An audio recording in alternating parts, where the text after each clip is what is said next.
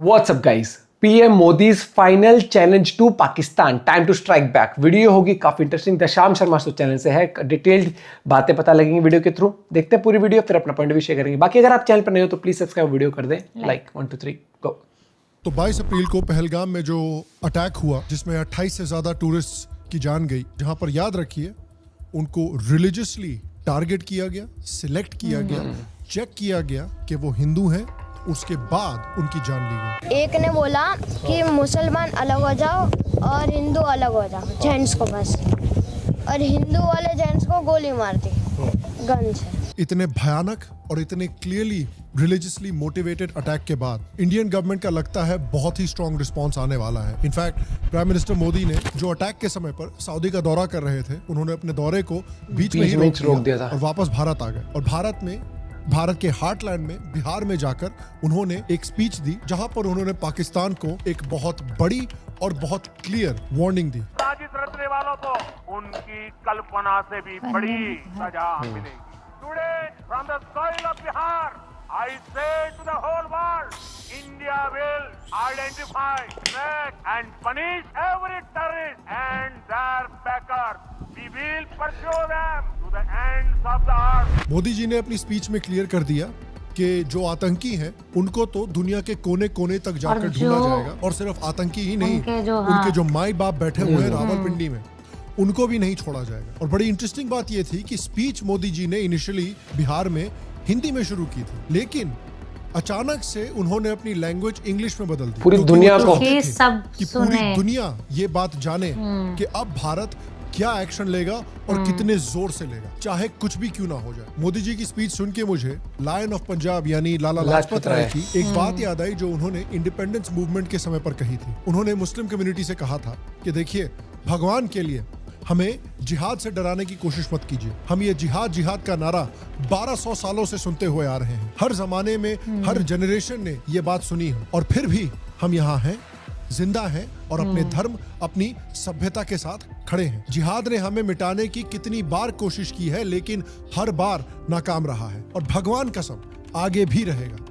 ये धमकियां हमें 1 इंच भी पीछे नहीं ले जा सकती। हम अपने धर्म के साथ जीने के लिए तैयार हैं और धर्म के लिए लड़ने के लिए भी तैयार हैं। और एक बात याद रखिएगा, आप कहते हैं कि जिहाद से हिंदुओं को नुकसान होगा, लेकिन एक बात और समझ लें कि हिंदू दुनिया के पास भी ये ताकत है जो पूरे इस्लामिक दुनिया को बहुत दर्द दे सकती है। और लाला लाजपत राय की बात बिल्कुल सही थी। आज शायद वक्त आ गया है भारत को अपनी ताकत दिखाने का, क्योंकि देखिए, एक बात तो हमने पिछले 1000 साल की हिस्ट्री पढ़ते हुए और पाकिस्तान की हिस्ट्री पढ़ते हुए सीखा है कि पाकिस्तान को और इन इन्वेडर्स को एक ही लैंग्वेज समझ में आती है, और वो है पावर की। चाहे बैटल ऑफ बहराइच हो, महाराणा प्रताप का रेजिस्टेंस हो, लचित बोरफुकन की ब्रेवरी हो, शिवाजी का कॉन्क्वेस्ट हो, गुरु गोविंद सिंह की फियर्स वॉरियर स्पिरिट हो, और कुमार कंपना के हाथों मदुरई सल्तनत का सर्वनाश हो। ये सब हमें याद दिलाते हैं एक बात, कि इनको सिर्फ शक्ति की लैंग्वेज समझ में आती है। यही लैंग्वेज इनको 1971 में समझ आई थी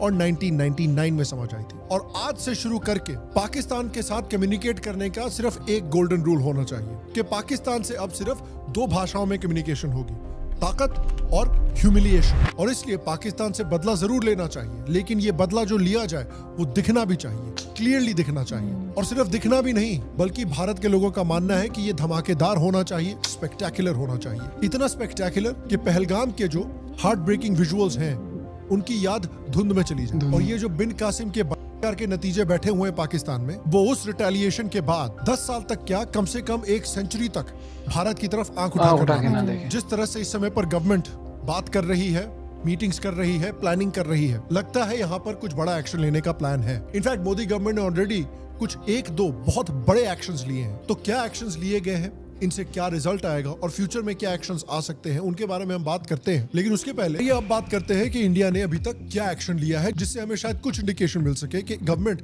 आगे क्या एक्शन ले सकती है। अभी तक इंडिया ने पाकिस्तान को काउंटर के लिए 5 इंपॉर्टेंट स्टेप्स लिए हैं, जिसमें से पोटेंशियली सबसे इंपॉर्टेंट, सबसे फार रीचिंग और पाकिस्तान के लिए पोटेंशियली लॉन्ग टर्म में सबसे डेवास्टेटिंग स्टेप है कि इंडिया ने इंडस वाटर ट्रीटी को सस्पेंड कर दिया है। और ये समझना बहुत जरूरी है, क्योंकि ये जो इंडस वाटर ट्रीटी है, ये इंडिया और पाकिस्तान रिलेशंस का कॉर्नरस्टोन माना गया है काफी समय से। ये ट्रीटी पार्टीशन के बाद 1960 में लाई गई थी ताकि इंडस और उसकी ट्रिब्यूटरीज का पानी कैसे इंडिया और पाकिस्तान के बीच में डिस्ट्रीब्यूट होगा उसका एक प्लान बन सके। इस ट्रीटी का मेन फोकस था रिवर्स का डिवीजन करना। इंडस रिवर सिस्टम्स में 6 मेजर टोटल रिवर्स आती हैं, जिसमें है सो कॉल्ड वेस्टर्न रिवर्स यानी इंडस, झेलम और चिनाब, और ईस्टर्न रिवर्स यानी रावी, ब्यास और सतलज। तो ट्रीटी के हिसाब से इंडिया को एक्सक्लूसिवली राइट्स मिले हैं ईस्टर्न रिवर्स पे और पाकिस्तान को एक्सक्लूसिव राइट्स मिले हैं वेस्टर्न रिवर्स पे। अब इस डिवीजन का रिजल्ट ये है कि इंडिया को सिर्फ अराउंड 30% वाटर मिलता है और पाकिस्तान को 70% टोटल वाटर मिलता है इस रिवर सिस्टम का। पाकिस्तान की almost 25% economy, 35% of its workforce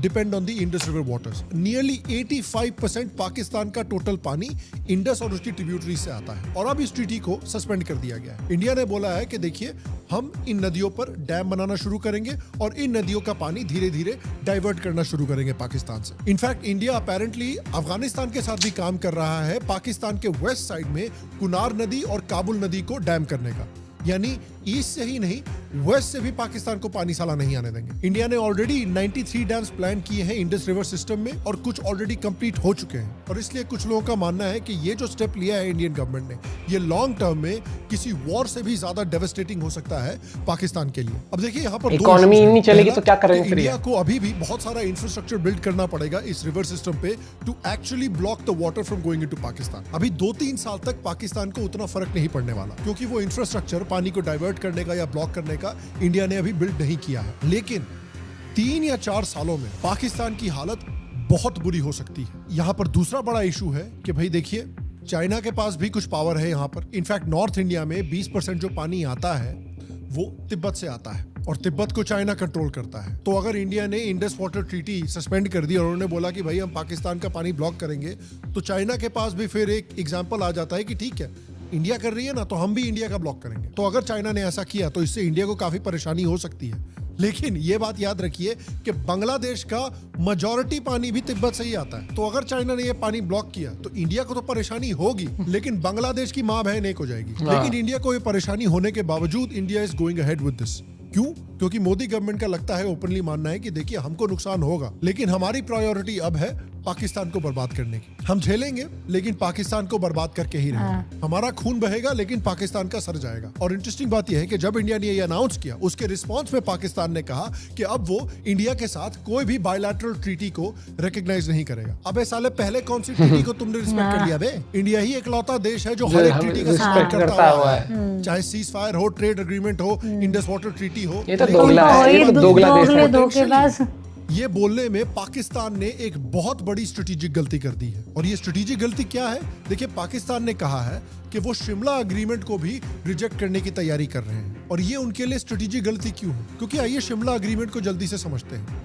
ये दोनों देशों के बीच में 1971 के वॉर के बाद एक टेरिटोरियल एग्रीमेंट साइन किया गया था, जहां पर 1971 की सीज फायर लाइन को लाइन ऑफ कंट्रोल माना गया था और दोनों देशों ने कमिट किया था कि वो इस लाइन को यूनिलैटरली चेंज नहीं करेंगे, चाहे उनकी लीगल या पॉलिटिकल इंटरप्रिटेशन कुछ भी हो। तो बेसिकली जो लाइन ऑफ कंट्रोल है वो एक डिफैक्टो बॉर्डर बन गया था, जिससे दोनों देशों ने होप किया था कि इस रीजन में स्टेबिलिटी बनी रहे। तो अगर आज पाकिस्तान कह रहा है कि वो शिमला अग्रीमेंट को नहीं मानेगा, तो इसका सीधा मतलब ये है कि अब ये जो LOC है इसका कोई मतलब ही नहीं बचा। यानी अब इंडिया के लिए पाकिस्तान ऑक्युपाइड कश्मीर रिक्लेम करना, उससे कोई एग्रीमेंट ब्रीच नहीं होगा, क्योंकि जब शिमला अग्रीमेंट ही नहीं माना जा रहा तो LOC का क्या मतलब है भाई? शिमला अग्रीमेंट के कैंसिल होने का मतलब कि अब इंडिया की actual boundary is going to be the boundary of Gilgit Baltistan. और सबसे बड़ी बात यह भी है कि अगर पाकिस्तान सारी ट्रीटीज को कैंसिल कर देता है तो UN की भी जो थोड़ी मोड़ी अथॉरिटी है इस पूरे मामले पे, वो पूरी तरह से खत्म हो जाएगी। UN ने हमेशा बायलैटरल एग्रीमेंट्स के बेसिस पर ही इंटरफियर किया है इंडिया पाकिस्तान के मामलों में। तो अगर पाकिस्तान कह रहा है कि कोई बायलैटरल एग्रीमेंट हम मानेंगे ही नहीं, तो UN का रोल भी खत्म। बॉटम लाइन, अगर पाकिस्तान शिमला एग्रीमेंट को खत्म करेगा तो इंडिया के हाथ खुले हैं कि अब इंडिया अगर अपने नेशनल सिक्योरिटी इंटरेस्ट के लिए कोई एक्शन लेना चाहे तो ले सकता है। तो Pakistan, beware what you wish for. India ने अटारी वाघा बॉर्डर को भी सील कर दिया है। ह्यूमन मूवमेंट हो या गुड्स हो, सभी चीजों को सस्पेंड कर दिया है। जो लोग वीजा, डॉक्यूमेंट्स, मेडिकल वीजा, किसी भी चीज पर भारत आए थे उनको तुरंत निकलने को बोला है। एंड आई एम होपिंग कि इस डिसीजन के बाद ये जो बकवास होता रहता है ना बॉर्डर पे, ये भी खत्म हो। सार्क की 1988 मीटिंग में डिसाइड किया गया था कि parliamentarians, dignitary, sports persons, businessman, senior officials या जर्नलिस्ट जैसे कुछ लोगों को वीजा से एग्जेम्पशन मिलेगी। इसी वीजा एग्जेम्पशन स्कीम का यूज करके बॉब्जी यानी घंटे का किंग यहाँ पे क्रिकेट खेलने आते थे। होटल में चाय ऑर्डर करके टीज फैंटास्टिक वाले घटिया इंस्टाग्राम पोस्ट डालते थे पाकिस्तानी। अब ये सब कुछ खत्म। इसके अलावा क्रिकेट डिप्लोमेसी को भी गार्बेज में फेंक देने की खबरें आ रही हैं। इनफैक्ट मैं तो कहता हूं कि बीसीसीआई को पब्लिकली अनाउंस करना चाहिए कि अगर किसी भी इंटरनेशनल टूर्नामेंट में पाकिस्तान को इंक्लूड किया जाएगा तो बीसीसीआई उस इंटरनेशनल टूर्नामेंट को बॉयकॉट करेगी। और जिस समय ये इंटरनेशनल टूर्नामेंट हो रहा होगा उस समय पर हम आईपीएल का एक सीजन अनाउंस कर देंगे। हम अपना आईपीएल खेलेंगे, आप अपना इंटरनेशनल टूर्नामेंट खेलिए इन बेकारियों के साथ। देखते हैं कौन ज्यादा पैसे कमाता है। तो इन डिसीजन से पाकिस्तान पे क्या असर पड़ सकता है? तो देखिए, ये जो वाटर ट्रीटी की मैं बात कर रहा था, ये इतना इंपॉर्टेंट इसलिए है क्योंकि इस वाटर ट्रीटी का लॉन्ग टर्म इफेक्ट पड़ेगा पाकिस्तान की इकोनॉमी पे, उनकी खेती पर, उनके पूरे एग्जिस्टेंस पर। वैसे तो देखिए, पाकिस्तान की इकोनॉमी ऐसे ही आईसीयू में लेटे पड़ी है। उसके बाद इंडिया ने उनकी ग्लूकोज ड्रिप भी निकाल ली है, क्योंकि इंडस बेसिन से पाकिस्तान की लगभग 80% खेती चलती है। गेहूं, चावल, कॉटन, उनका खाना, उनकी एक्सपोर्ट, उनकी नौकरियां, सब इन नदियों पर डिपेंड करता है, जो भारत अब रोकने की धमकी दे रहा है। तो इनकी इकोनॉमी, इनकी खेती, इनके जॉब्स, सब कुछ बर्बाद हो जाएगी अगर ये पानी रुक गया तो। इनके खेत सूख जाएंगे, इनके लोग भी सूख जाएंगे। और जब इनके पास पीने को पानी नहीं होगा, खाने को रोटी नहीं होगी, तो जिहाद के नारे कहां से लगाएंगे ये? पानी की कमी से ग्राउंड वाटर इनका डिप्लीट होगा, लैंड सैलिनाइजेशन बढ़ेगा जिससे मिट्टी और ज्यादा खराब होगी, और डिजर्टिफिकेशन का खतरा उन इलाकों में और ज्यादा बढ़ेगा। लॉन्ग टर्म तो इनका भट्टा बैठेगा। पर लगभग 43% खेती लायक जमीन सैलिनिटी से खराब हो चुकी है। पानी की अवेलेबिलिटी अगर कम होगी, उसका सीधा असर पाकिस्तान की इलेक्ट्रिसिटी जनरेशन पर पड़ेगा, क्योंकि तरबेला और बनाना पड़ेगा, डैम्स जो देश की करीब इनको झुकना पड़ेगा इंडिया के आगे, उनका आउटपुट कम हो सकता है। अगर रिवर फ्लोज और गिर गए तो देश लिटरली वाटर इमरजेंसी में चला जाएगा। ऑलरेडी वर्ल्ड बैंक ने बोला है Pakistan is among the world's most water stressed nations. तो अगर ये हालत पाकिस्तान की हुई तो पाकिस्तान में रैलीज होंगे, दंगे होंगे पानी के ऊपर, पूरे के पूरे देश को एक क्राइसिस में डाल दिया जाएगा, न किसी बम से, न किसी गोली से, सिर्फ पानी रोकने से। और बलोचिस्तान ऐसे ही आधा आजाद हो रखा है। ये हालत अगर इनके इकोनॉमी की होगी, इनके देश की होगी, तो बलोचिस्तान तो फ्री में ही निकल लेगा। केपीके भी बोलेगा कि यार इससे तो अच्छा हम अफगानिस्तान ही ज्वाइन कर लेते हैं वापस। तो ये जो स्टेप लिया है गवर्नमेंट ने, ये आई नो कि इससे कोई इमीडिएट इंपैक्ट अभी नहीं होगा 2-3 साल तक, लेकिन मीडियम टू लॉन्ग टर्म में अगर गवर्नमेंट ये दर्द सहने को तैयार है, जो दर्द उनको पोटेंशियली चाइना दे सकता है, तो ये पूरी तरह से पाकिस्तान को डेवास्टेट कर सकता है लॉन्ग टर्म में। और ये एक डिसीजन पाकिस्तान के टुकड़े टुकड़े कर सकता है लॉन्ग टर्म में। और इंपॉर्टेंट बात ये याद रखनी जरूरी है कि इन सारे स्टेप्स में इस समय पर इंडिया को ओवरवेलमिंगली इंटरनेशनल सपोर्ट मिला हुआ है। ट्रंप ने बोला है फुल सपोर्ट भाई, जो करना है करो। ईयू ने यही बोला है, मेलोनी भाभी ने फोन करके यही बोला है, सऊदी अरेबिया ने यही बोला है कि जो करना है करो अभी। तो पूरी दुनिया से इस समय पर मोदी गवर्नमेंट को सपोर्ट मिला हुआ है। ये टाइम बहुत सही है अगर मोदी गवर्नमेंट स्ट्राइक करना चाहती है तो। और अल्टीमेटली याद रखिए कि ये जो जंग है ये 1947 से नहीं चल रही है। जो प्रॉब्लम है ये 1947 से नहीं चल रही है, ये 8th सेंचुरी AD से शुरू हुई है। तब से पहली बार धर्म के नाम पर तलवार उठी थी और भारत की सभ्यता को मिटाने की कोशिश की गई थी। और ये जंग तभी खत्म होगी जब पाकिस्तान के टुकड़े टुकड़े होंगे और 2 नेशन थ्योरी का नामो निशान मिटाया जाएगा। और एक बात जो मैंने शुरुआत में भी बोली थी वो याद रखिए कि ये जो दुश्मन है ये डरपोक है अल्टीमेटली। इसको जैसे ही स्ट्रॉन्ग रिएक्शन मिलता है ये सबसे पहले दुम दबा के भागता है, घुटनों पे आता है और भागता है। गवर्नमेंट एक ऐसा शो ऑफ पावर और पब्लिक ह्यूमिलिएशन तैयार कर रही है पाकिस्तान के लिए कि उनके जहन में डर बैठ जाए। और सही बात है, ऐसा दुश्मन और कोई भाषा समझता नहीं। कैलकुलेट करके हर एक चीज पढ़े जिसमें क्लियरली लिखा है कि असुरों का विनाश करना एक धार्मिक कर्तव्य है। तो अगर इंडिया को इस अटैक का बदला लेना है और इस आतंकवाद को जड़ से खत्म करना है तो इंडिया को पाकिस्तान के आर्मी को टारगेट करना होगा, स्पेशली आर्मी के प्रोमिनेंट सीट होल्डर्स को। जैसे इजराइल स्पेशल फोर्सेस ने हमास के कमांडर्स को घर में घुस के मारा, शायद वैसा ही स्टेप इंडिया को भी लेना पड़े पाकिस्तानी आर्मी के खिलाफ। शायद इस हमले के बदले में पाकिस्तान को बलूचिस्तान गंवाना पड़ेगा। शायद अब समय आ गया है कि पाकिस्तान से दूसरा हिस्सा काट कर निकाला जाए बांग्लादेश के बाद। जो भी एक्शन सरकार लेती है वो तो सिर्फ पजल का एक हिस्सा है। इस पजल में और भी कई हिस्से हैं, इंक्लूडिंग जो काम सरकार पिछले कुछ सालों से क्वाइटली करती हुई आ रही है वो भी इक्वली इंपॉर्टेंट है। जैसे कि पाकिस्तान को डिप्लोमेटिकली आइसोलेट करना, उसकी इकोनॉमी को धीरे धीरे चोक करना, और ये काम इंडस वाटर ट्रीटी को सस्पेंड करना भी करेगा। बलूचिस्तान की इंडिपेंडेंस मूवमेंट को सपोर्ट करना, पाकिस्तान के अंदर अननोन मैन नेटवर्क के थ्रू हाई वैल्यू टारगेट्स को साफ करना, अफगानिस्तान के साथ स्ट्रॉन्ग रिलेशंस बिल्ड करना, जिसका रिजल्ट है कि तालिबान और पाकिस्तानी तालिबान ने KPK में तांडव मचाया हुआ है पाकिस्तानी आर्मी के साथ। ये सब चीजें बैकग्राउंड में चलती रहनी चाहिए और इनकी इंटेंसिटी और भी बढ़नी चाहिए, क्योंकि आप सोचिए कि पिछले 10-15 सालों में बलोच और तालिबान ने पाकिस्तान के इतने सोल्जर्स मारे हैं जितने इंडियन आर्मी ने नहीं मारे हैं। पाकिस्तान का डिस्ट्रक्शन बेसिकली अंदर से हो ही रहा है। हमें बस पेस और डायरेक्शन सेट करना है।